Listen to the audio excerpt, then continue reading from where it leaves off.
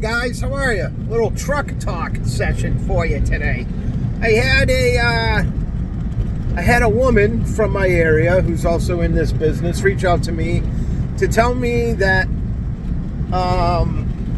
one of my larger accounts had reached out to her for an estimate, and she knew that it was one of my larger accounts and wanted to be transparent and, you know, just wanted to do the right thing, didn't want to step on my toes. Yeah. I mean, if that's the case, then fucking praise Jesus. Okay? But hold on. Let me get my doubtful face. Yeah. Okay. Hold on a second. Because I can't fucking put my doubtful face away. It's like, I'm just trying to be transparent, and, I just want to let you know one of your biggest customers is reaching out to me. So, haha, motherfucker. I just wanted to make sure you started your day by me shaking the fucking ground that you walk on. Oh, man. But that's not the case. And it's funny because it's like, I know what you're doing. You're just trying to get under my skin, trying to give me a little heads up, and maybe you are trying to be courteous, but at the same time, you're like, haha, motherfucker, guess who's banging on your doorstep? But that's not the case. It's not. And what would you do in a situation like that? How would you respond to that person? My response was genuine and forthright. I said, well, good for you. It's a good job. I wish you the best of luck. By the way, this is what it takes for material. Now, it takes about a pallet of yellow paint, 50 gallons of white paint. Pallet of yellow, 50 gallons of white, 20 gallons of blue, and a shit ton of stencils. This is like one of the biggest jobs that we do every year for crack filling and striping. And the first year that I was contacted to quote this particular job, it was because a company who had done it in the past had written their name in rubber in various spots of the parking lot, and that's what made them reach out to other companies.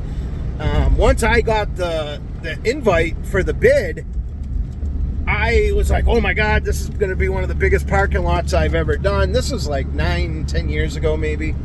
And I got the sun in the back, sorry. It's just the direction I'm heading home, sorry. I should just wait till I get home, but whatever. Let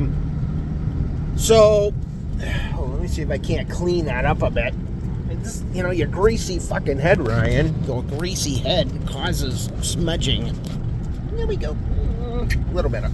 So, I get it, and I'm like, oh man, this is huge. We're talking it's like a 1,500 parking space job. It's got, anywhere from 5 to 7 pallets of crack filler.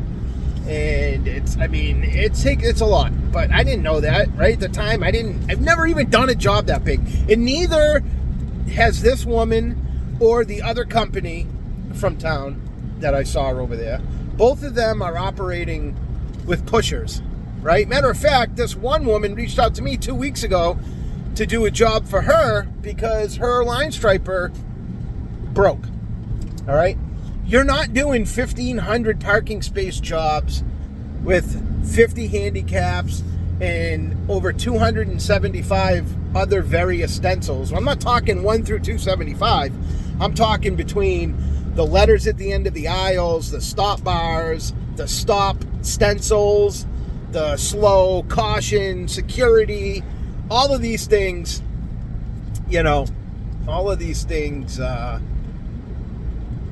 are there, and it takes a lot of time. Now, I didn't know that. The first time I got this job, I was just so excited to get it. I wanted it for my portfolio, so I just went with what I thought was fair, and oh man, I don't know. I don't even know how much I charged, but let's just say they sent me an email back. And they said, look, there's no way it can be this amount. Like, you gotta be like, you missed something. You know this is for 3 parking lots. Yeah. I told him, I go, I don't know what you were paying before, but, you know, you've been getting hosed, because I'm still going to make decent money at this number. Now, that was like, I don't know, 6, 7 years ago, 8 years ago now, maybe even 9, because I've gone through 3 contracts with them. And I said, you know, and they were on this like every other year bullshit with their line painting. Well, this year we're going to do yellow, and then next year we're going to do white, and then we'll crack fill. And it's like, listen, why don't you just, how about I just give you a great price to paint the entire place, and a good price on the cracks, and we'll keep that price for 3 years, and then that's, you guys know that that's what you're going to pay. They loved it, jumped all over it. And I've gone through 2 3-year contracts with them. So yeah, so it's 7 years I've been doing those lots. So I'm like, you know, look, I wish you the best of luck. This is how much material it's going to take. This is, so for me to do it with one driver, it took 2 weeks, I think, to stripe this whole fucking place. Because you got to think about it. They want you to do it on the weekends. But if you stretch it out to do the weekends, you're talking it's going to take the whole summer. Because it's 14 days between both crack filling and line striping to do this 500,000 square foot parking lot. All right? And that's a lot. That's a lot, and it's big. So I said, look, here comes the fuzz. Gotta put the phone down. So I go, look, I wish you the best of luck. Let me give you an idea of what you can expect to use for material, because I only expected it to be half of these numbers when I first did it, and I lost my ass off on the first job, you know.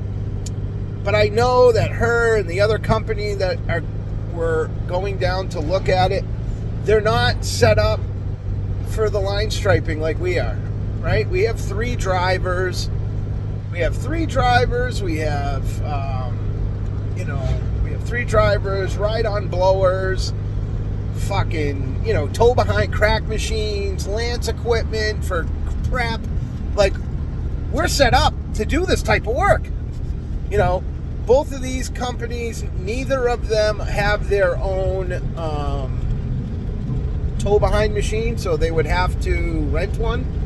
And they're both, if they're not both just using pushers, they might have one driver, maybe.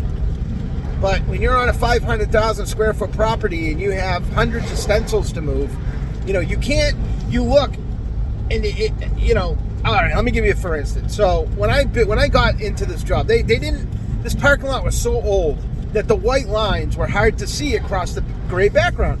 So they go, look, we want to change the color of the lines to yellow instead of white. And I said, well, that's going to be tough, because, you know, all of these lines are different widths throughout the years. It's going to be hard to match that. I can't guarantee that you're not going to see white from under the yellow. But what I'll do is I'll give you a great price on seal coating this place. And we'll just hit the refresh button, then you'll be good. They go, well, we had a bad experience with that. And we did it back in the 80s, and it's tracked through the entire building. It was a mess, and we swore we'd never do it again. And I said, look, a lot of technology in the industry has come between now and then. Product development is way different, and you won't have a problem. And I'll even sign a piece of paper saying I'm responsible for your carpets, for your walkways, if it gets tracked into the building, you know. So they said, yeah, sure, and they signed it, and I sealed it, and I changed the line color, and but you know, one thing I noticed after I sealed it and I started just painting over their old lines was how crooked their lines were. So I was like, shit. So then the next year that we painted lines, I told them, look, I'm going to start straightening these lines out, and they're not going to look like perfect the first year, but eventually I'm going to get them back to where they need to be. If you got a giant banana line, you can't just rip a straight line and then, you know, you got to like move it every year. It moves over a little bit more, you know. So we did that, and they were very happy with it. But at the same time, what I did was I got them on all of these. I bought all these custom stencils, right? Stops, fucking everything. I changed the whole fucking plan over there. And I told them, look, let's just use these. Instead of using, PEDXING for pedestrian crossing, look, I have a pedestrian crossing stencil. We can just use that. So we went through and did this whole thing. This was years ago. But the point being is, for any other line striping company now to come in there and stripe this place, they're either going to have to paint black boxes over the entire job and put their stencils in, or they're going to have to custom make and get all of these stencils to match, which, yeah, it ain't happening. So I don't really get worried when it comes out to bid. It's gone out to bid before. I won it the second time. Here it is the third time. And I know that this woman's just trying to get under my skin and let me know that, oh, guess what? I'm going to be bidding on it too.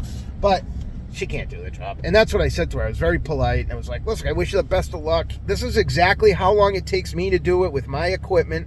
This is exactly how much time it takes. This is exactly how much material we use. And, because, again, they want you to paint. They will do the work on the weekends. But if it takes you 14 days between the two different projects, that's 7 weekends of good weather. So let's say you don't get, let's say it rains for the weekends every other weekend or every month or something, and it drags the fucking job out doing it that way. So then we choose to do it overnight. Okay, we go out and we do the jobs overnight, but the problem with doing it overnight is your stencils don't flash dry with the sun. So you're going to make a mess moving stencils around. When you have that many to do, you don't have the time to sit there and wait 5-10 minutes for each, stencil to tack up. You'll never get it done. So what do you have to do? Well, you got to go buy multiple stencils of everything, right? I have 5 of these and 5 of those and 5 of these and 5 of those. I have 5 handicaps. I have, 5 arrows. I have 5 slows. I have 5 pedestrian. So I can run around and lay all of these out at the same time and put them down and move them, a fifth of the amount that you would have to if you only had one. So that's another thing you gotta watch out for, And I basically told her at the end, like, look, I'm not gonna say that nothing's impossible. Maybe somebody is very ambitious and jumps in and says, I'm gonna do it for cheap, and over the life of the 2-year contract, after that they might upgrade their equipment to make the next couple of times a lot easier. All of that is possible, I guess, but it's improbable, we'll just say that. So I just basically, like I said, told her this is what it takes, this is how long it takes, this is how much it takes with my equipment. And 500,000 square feet stretched over 3 different parking lots with a push blower. You're going to be out there for 2 to 3 days. By the time you get 3/4 of the way across the parking lot, it's going to take you an hour to walk that 400 feet because you're going to be moving so much debris by the end. So these are all things that you have to think about if you're going to try to take on something that you normally don't take on. It's out of your comfort zone, let's say, And again, I don't think I would necessarily not bid on a job because of that, right? I just think that, I don't know. I just think I'd be a lot smarter about it now than I was back in the day when I was doing this stuff. Because I had just bought my own crack machine. So I just bought my own crack machine, so I didn't have to rent a machine anymore. And I went cheap on it, but yikes.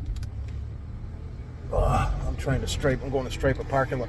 I had a guy, off topic, did this parking lot for, let's take a walk. I'll show you this is what you deal with. This is what you deal with in big business. All right. So this is my hometown. I got this guy. Great guy, owns the liquor store right down the road here. I came in here last year, did this parking lot for him. All right, we crack filled. We had to crack fill it, seal it, stripe it. We got half of this parking lot done, and the weather prevented us from being able to finish. So we were able to crack fill the entire thing.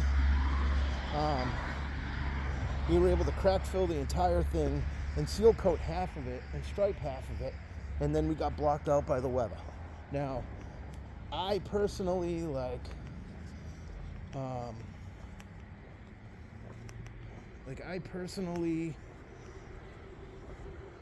just looking at stuff here, sorry. I personally didn't feel right about asking for money. Even though I probably did $3,000 worth of work, I just left it. I left it. You know, we're out here trying to do this when it was cold, and it just wasn't working, you know. So over here, there's a couple parking lines right here that didn't get done, and one over there that didn't get done. And then this box, which was here before, I guess because I didn't want anybody parking in front of this door. Now, I had the customer come down, show me exactly what he wanted me to do. He said, you know, do this, do this. Didn't say anything about nixing any old lines or anything like that. Then it came time to get paid. He's like, oh, you missed a couple lines. I'm like, all right, let's go look. Yeah, I did miss them. Well, you know, there's a puddle there and this and that. Yeah, I'll take care of it. No worries. I'll get over here. And I said, I'm not charging you, you know, for the last year. We'll just pretend that didn't happen. We'll just start off this year. But anyways, he sent me the money for the liquor store. And he didn't send me the money for this, because I didn't pay 3 lines. Now, it's winter. It's fucking January. He just probably thought when we came to look, he said, oh, get it done. I go, yeah, well, if you can't get it done this year, get it done next year. And no. Dude, I've already fucking done this. I've already paid for it twice. So we're not going to be doing that shit. All right? Just hook me up, bro. Hook me up. So that's that. I'm here. I'm going to paint a couple lines so I can get paid. But in hindsight, to go back to what we originally talked about, it's okay to go out of your comfort zone when you're bidding on jobs. All right? You almost got to if you want to grow. But you got to be careful when you're taking on bigger stuff, because let's say you do get this job, right? Let's say you come in, you're a lot cheaper than me, and you get this job. But at the same time, it takes you 3 times the time to do it. You know, you might have that job for this time, but if you don't get your act together, they're not going to keep you around. You won't be the guy that they use next time. So, I mean, am I worried about losing the job? You know, there's enough work out there for everybody. If I don't get it this time, I'm sure it'll come back, because at the end of the day, to be able to do that type of work, it requires a certain type of equipment. And if you're not rolling with that type of equipment, you're not going to be able to finish or to complete a job of that size. And in the end, you kind of take care of yourself. And the last thing you want to be known as is the person that couldn't finish the job that they were on, right? You don't want that company going and telling other big companies in the area, yeah, we hired this person, but they couldn't finish the job. You don't want that shit. So, you know, that's where we're at. That's my advice for you now, folks. You know, if you build it, they will come. But you can't take a slow car in a fast race. Like, yeah, you'll finish the race, but that doesn't make sense, does it? That doesn't really make sense. Yeah, I don't know. Figure it out yourselves. Gotta go.